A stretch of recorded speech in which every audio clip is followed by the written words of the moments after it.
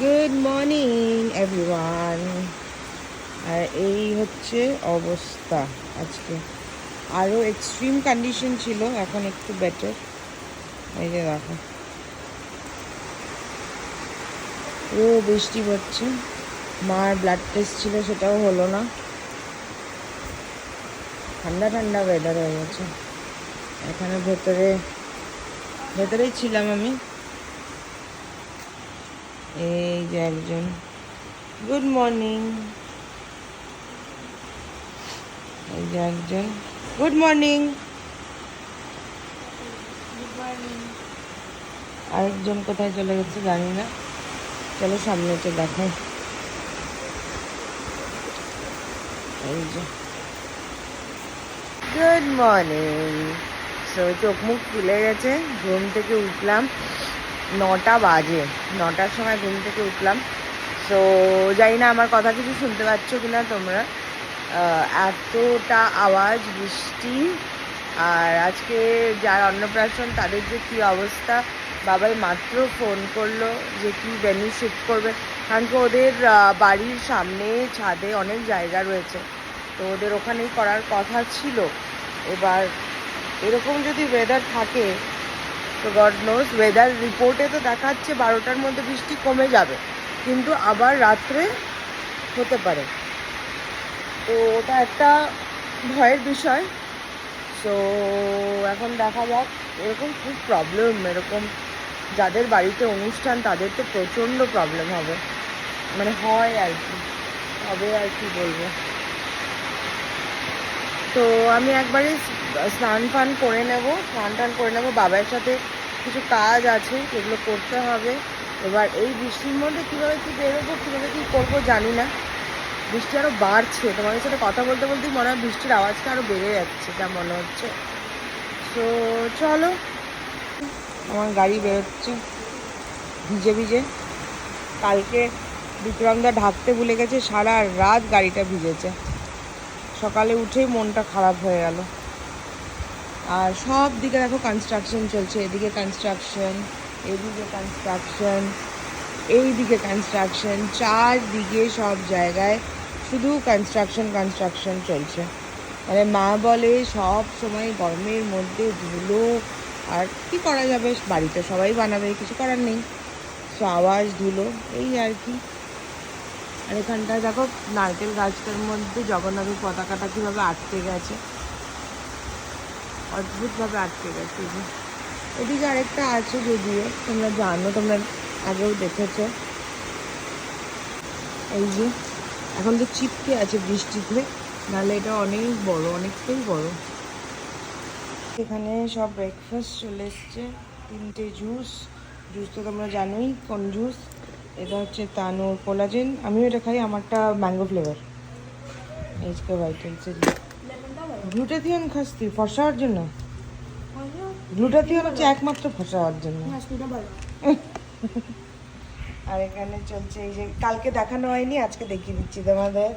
কালকে দেখাইনি, ভুলে গেছি। সো এই যে পেটিস বানিয়েছিল, এখানে ফ্রুটস, আর আমার খাওয়ার নিচে আছে আরো। দেখাচ্ছে, এটা কি খাচ্ছিস? এটা ডিম পোচ। ও ডিম পোচ, ঠিক আছে। সো রেডি হয়ে গেছি, দেখতে পাচ্ছ চোখ মুখ এখনও ফুলে আছে। আর মাম্মা দাদুন সবাই মনে হচ্ছে যেটা রান্না ইসে থেকে ওয়াশরুমে। তো দেখি, মাম্মা নেই ঘরে, বন্ধ করে দিই। দেখো কিরকম অন্ধকার হয়ে যাচ্ছে, এই যা অবস্থা। দাদুনও নেই ঘরে, কোথায় গেছে সব কি জানি। এখানেও নেই।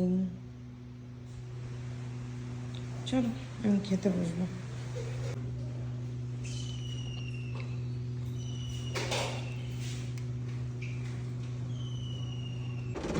এরকম ওয়েদার হয়ে গেল, বৃষ্টি পড়েই যাচ্ছে এখনো।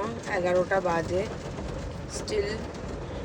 এই যে আমাদের শোরুমের সামনে দাঁড়িয়ে আছি, বাবাই আসছে বললো, কোথায় জানি না। বাবার সাথে এক জায়গায় যাবো আর কি। এই যে miss manager, what are you দেন?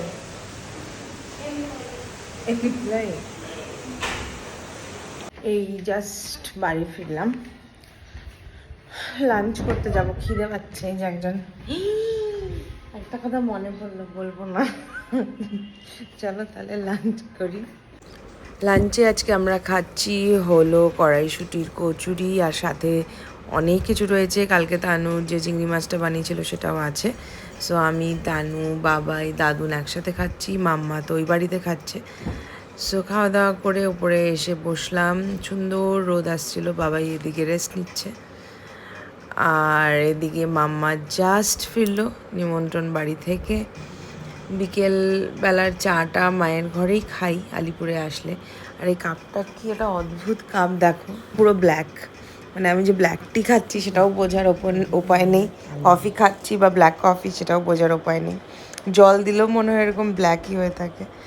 তো যাই হোক, আমি হোয়াটসঅ্যাপের ফটো দেখে নিচে চলে এসেছি, এত টেম্পটিং লাগছে দেখতে। একজন পুডিং বানিয়েছে আমার জন্য, পুডিং, ক্যারামেল পুডিং, কিন্তু এখন সেটা ঠান্ডা করতে হবে, সেই জন্য আমি বলেছি ফ্যান চালিয়ে ঠান্ডা করে তারপর ফ্রিজে ঢুকিয়ে দিতে। থ্যাংক ইউ, সুন্দর হয়েছে দেখতে। আগে থ্যাংক ইউ কেন বললাম, খেয়ে দেখি। সেটা ঠিক। দেখো কোথায় এসছি, কিউটি পাইটাকে দেখো, ওর অন্নপ্রাশনে এসছি। হ্যালো,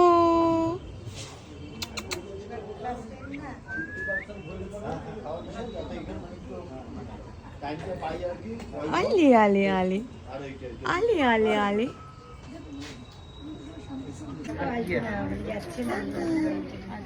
এটা কি,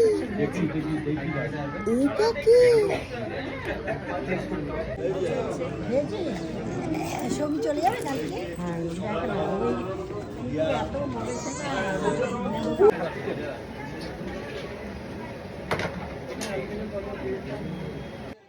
তো আজকে ছিল এই ছোট্ট পুতুলটার অন্নপ্রাশন, এখানেই এসেছিলাম। জাস্ট মুখটা দেখো, মনে হয় কি দেখতেই থাকি। এই ভিডিওটা বোধহয় কখনো আমি ডিলিট করব না। This is so sweet. আর ওর মাও খুব সুন্দর দেখতে, মানে একদম, মানে হাসিটা এত সুন্দর। তো ওর অন্নপ্রাশনেই এসেছিলাম। তো এখন ফিরে যাব, জাস্ট কেক কাটিং হবে এখন আর কি। সবাইকে ডাকাডাকি চলছে। ও এসে বাড়ি এসে ফ্রেশ হলাম, চোখে মুখে টায়ার্ডনেস লাগছে আমার আজকে, আর চোখের নিচে কেমন জানি ব্ল্যাক ব্ল্যাক হয়ে আছে, ভগবান জানে কেন। সো বাড়ি ঢুকতে অনেক লেট হয়েছে অবভিয়াসলি। একটা ফাংশনে যখন গেছিলাম, আর তার মধ্যে ফ্যামিলির মধ্যে, সো বাচ্চাটাকে তো তোমরা দেখলেই, আই গেস মনে হয়েছে ভিডিওর থেকে বের করে চটকে দিই। তো একদম ডল, একদম একটা ডল পুতুল আর কি, মানে একদম জাস্ট জ্যান্ত ডল যাকে বলা যায়। So it was a nice time. অনেকদিন পরে অনেক ফ্যামিলি মেম্বারদের সঙ্গে দেখা হলো, সবাই শানুর কথা জিজ্ঞেস করছিল, মায়ের কথা জিজ্ঞেস করছিল। মায়ের খবরটা যে মানে 90% লোক জানে স্টিল আর কি। তো আমার অনেকদিন পরে অনেকের সাথে কথা হলো, দেখা হলো, ভালো লাগলো। আগামীকাল চলে যাব আবার শিলিগুড়ি ফেরত। জানি তোমাদের প্রচুর কমেন্টস পড়ে আছে যেগুলো পড়া হয়নি, আর আলিপুরে আসলে তো ব্লগ এদিক সেদিক আমার হয়েই যায়, প্রপার ব্লগ হয় না, তাই না? প্রপার ব্লগ হয় না এই আর কি, কারণ কি হাফ অফ দ্য টাইম তো ল্যাথ খেতেই চলে যায়। সো ওই ল্যাথ খাওয়াটা আর ব্লগে তোমাদেরকে কী দেখাবো বলো। সো পড়বো কালকে বাড়িতে গিয়ে, আরাম করে তোমাদের সব কমেন্টস পড়বো 100% শিলিগুড়িতে গিয়ে। সো চলো টাটা। তোমাদের অনেকে আমার ডিএম এখনও ভরে গেছে। আমি স্টোরিতে একটা ফটো দিয়েছি, শাড়িটা কী শাড়ি পরেছিলাম, ওটা একটা মটকা পরেছিলাম, খুব প্রিয় এই শাড়িটা, আমার অ্যানিভার্সারি শাড়ি ছিল, তোমাদের আমি ব্লগেও বোধহয় দেখিয়েছিলাম। তো সেটা তো পরা হয়নি তখন, সো ভাবলাম পরে নিই আজকে, সেই জন্য পরে নিলাম। খুব সুন্দর, মানে আমারও খুব ভালো লেগেছে, কালারটাও দারুণ সুন্দর, প্রচুর কালার অ্যাভেলেবেল আছে। সো চলো তাহলে টাটা, দেখা হবে একটা নতুন ব্লগে তোমাদের সাথে। Till then bye, good night. আর লাস্ট আজকে রাত আলিপুরদুয়ারে, আবার কবে আসবো দেখা যাক। সো চলো, টাটা, বাই বাই, দেখা হবে একটা নতুন ব্লগে। আর অবশ্যই তোমাদের কমেন্টস পড়বো কালকে।